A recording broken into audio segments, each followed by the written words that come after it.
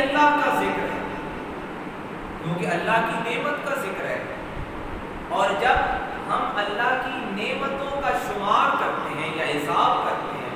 یا ان کو کوئی بھی جو ہے نا گنتی کا پیمانہ بناتے ہیں، تو جب بھی اللہ کی نعمتوں کا پیمانہ بنے گا، جب بھی اللہ کی نعمتوں کا حساب کا کوئی قاعدہ بنے گا، میں نے عرض کیا کہ انسان کی اپنی زندگی بھی نعمت ہے،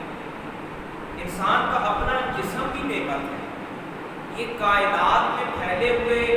رب کے جتنے بھی شاہکار ہیں، یہ پہاڑ ہیں، یہ دریا ہیں، یہ سمندر ہیں، یہ جنگل ہے، یہ درخت ہیں، اللہ کی نعمتیں ہیں یہ بھی، مگر ان سب سے بڑھ کر آسمان بھی نعمت ہے، زمین بھی اللہ کی نعمت ہے، بہار بھی اللہ کی نعمت ہے، خزاں بھی اللہ کی نعمت ہے، یہ موسموں کا جو بدلنا ہے یہ بھی اللہ کی نعمت ہے، بے شک یہ اللہ کی نعمتیں ہیں، کلام مجید بھی اللہ کی نعمت ہے، اور مومن کے پاس جو لا الہ الا اللہ محمد رسول اللہ پڑھنے کے بعد ایمان ہے، یہ بھی اللہ کی نعمت ہے۔ میں یہ بات عرض کرنا چاہتا ہوں کہ جب بھی نعمتوں کا شمار ہوگا، جب بھی کہیں نعمتوں کی گنتی ہوگی، یہ ساری نعمتیں بھی لکھی جائیں، یہ ساری نعمتیں بھی شمار ہوں گی، مگر ان سب نعمتوں سے بڑھ کر ان ساری نعمتوں کا سبب کیا ہے، جب وہ ہم شمار کریں گے، جب ہم حساب کریں گے، تو وہ نعمت عظمیٰ، وہ نعمت اعلیٰ، وہ نعمت اولا، وہ نعمت اعظم، وہ نعمت اکبر، وہ سب سے بڑی نعمت ذات مصطفیٰ کریم صلی اللہ تعالیٰ علیہ وآلہ وسلم، جن کے سبب ساری نعمتیں ہیں۔ ایمان ہے تو ان کی وجہ سے، قرآن ہے تو ان کی وجہ سے، اور جتنی نیکیوں کی نعمتیں ہیں، ہر نیکی نعمت ہے، نماز نعمت ہے، روزہ نعمت ہے، اسی طرح تلاوت نعمت ہے، ذکر نعمت ہے، مگر یہ نعمتیں ملی کس طرح سے ہیں، یہ نیکیاں ملی کس سبب سے ہیں، یہ نعمتیں بنی کس طرح سے ہیں، یہ کب پتہ چلا ہے کہ یہ نعمتیں ہیں؟ یہ ذات محمد مصطفیٰ صلی اللہ تعالیٰ علیہ وآلہ وسلم ہی وہ نعمت اعلیٰ ہے، وہ نعمت اولا ہے، وہ نعمت اول ہے، وہ نعمت اعظم ہے، جس کے سبب یہ ساری نعمتیں۔ اور افواہ فرماتے ہیں، اولیاء فرماتے ہیں کہ جب اللہ کریم نے قرآن مجید میں فرمایا نا سیرو فی الارض، زمین میں پھیلو اور دیکھو، اور یہ اللہ نے کس لیے فرمایا؟ یہ اہل ایمان کے لیے، اہل ایمان کی جو نظر ہے، میں نے عرض کیا کہ ایک آنکھ ایک نعمت ہے،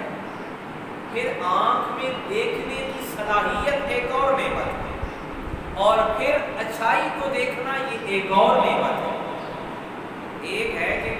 کسی کے پاس آنکھ ہی نہیں ہے، ایک ہے کہ آنکھ ہے، دیکھتا ہے، مگر اس کو اچھائی اور برائی کا فرق نہیں پتا، جس طرح کچھ آنکھوں میں رنگوں کے فرق کی صلاحیت نہیں ہوتی، وہ نیلا اور سبز کی پہچان نہیں کر سکتے، یا کچھ اور رنگوں کا فرق نہیں کر سکتے۔ ایک وہ فرق ہے، اور ایک فرق یہ ہے کہ کوئی آنکھ رنگوں کا فرق تو کر سکے، یہ تو دیکھ سکے کہ فلاں کا رنگ کیسا ہے اور فلاں کا کیسا ہے، مگر یہ نہ دیکھ سکے کہ اچھائی کیا ہے اور برائی کیا ہے۔ اور جس کو یہ نعمت بھی ملے کہ جو اچھائی کو پہچان سکے، اس کے پاس کہیں بہترین نعمت ہے، زیادہ بہتر نعمت موجود ہے۔ معزز محترم، اللہ کریم نے فرمایا کہ میری نعمتوں کو یاد کرو۔ اللہ کی نعمتوں کو یاد کرنا کیا ہے؟ قرآن مجید کو پڑھنا، یہ اللہ کی نعمتوں کو یاد کرنا، پھر کائنات میں پھیلی ہوئی جتنی بھی ظاہری اللہ کی نعمتیں ہیں ان سب کا تذکرہ کرنا، جیسے میں نے عرض کیا کہ سیرو فی الارض اہل ایمان کے لیے ہے، کیونکہ وہ جب ایمان کی آنکھ سے دیکھیں گے پھر وہ کسی بھی شے کو دیکھ کر اس کو اللہ کی نعمت سمجھ کر اس پر اللہ کا شکر ادا کریں گے تو ان کے لیے باعث اجر و ثواب ہو، ذات واحد کی توحید کا اقرار ہوگا اور اعلان ہوگا۔ لیکن ایک شخص منکر ہے، کافر ہے، وہ ایماندار نہیں ہے، جس کے پاس ایمان کی دولت موجود نہیں ہے، وہ زمینوں میں پھرتا رہے، وہ آسمانوں میں چلا جائے، وہ سیاروں پہ چلا جائے، اس کے لیے برابر ہے۔ ہاں ایمان کی نعمت موجود ہے، پھر اس کا کہیں بھی چلے جانا اسے فائدہ مند بنا دو۔ اللہ کریم نے فرمایا میری نعمتوں کو یاد کرو، اور اس کے بعد جب تم نے میثاق کیا عالم ارواح میں میثاق لیا گیا، تو میثاق کیا تھا؟ قرآن مجید نے کئی مقامات پر بتایا کہ ہم نے نبیوں سے بھی میثاق لیا اور ساری ارواح سے بھی میثاق لیا، اور وہاں پہ ساری ارواح نے اللہ کو کیا کہا؟ قالوا بلا، کہ جب پوچھا گیا نا الست بربکم تو سب نے کہا قالوا بلا۔ فرمایا کہ جب تم سے میثاق لیا گیا اس کو بھی یاد کرو اور اللہ کی نعمتوں کو بھی یاد کرو۔ اب امام فخر الدین رازی اپنی تفسیر کبیر میں فرماتے ہیں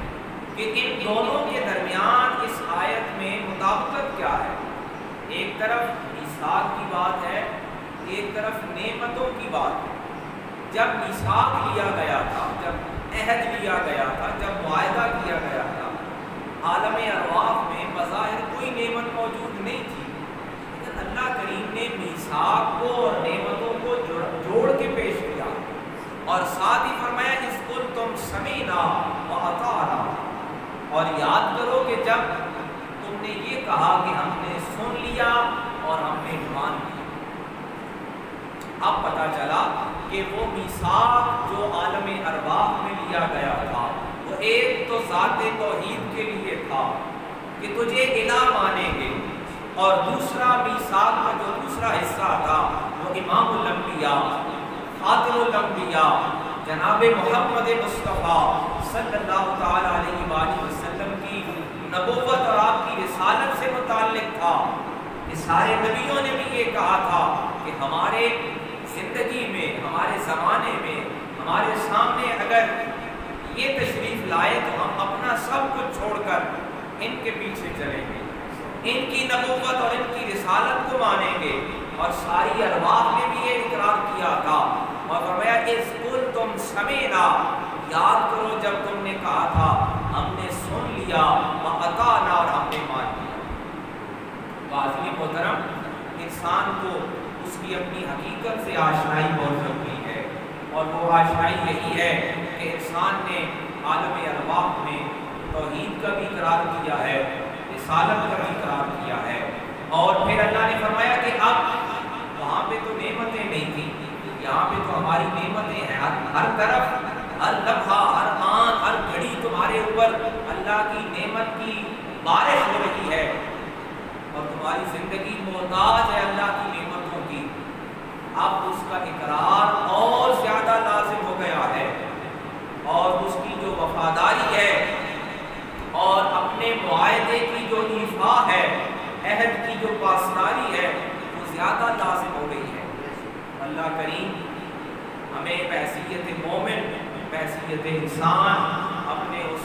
ارواح کے جو ہمارا عہد ہے، ہمارا جو وعدہ ہے، اس کو ایفا کرنے اور اس کو نبھانے کی ہمیں توفیق عطا فرمائے۔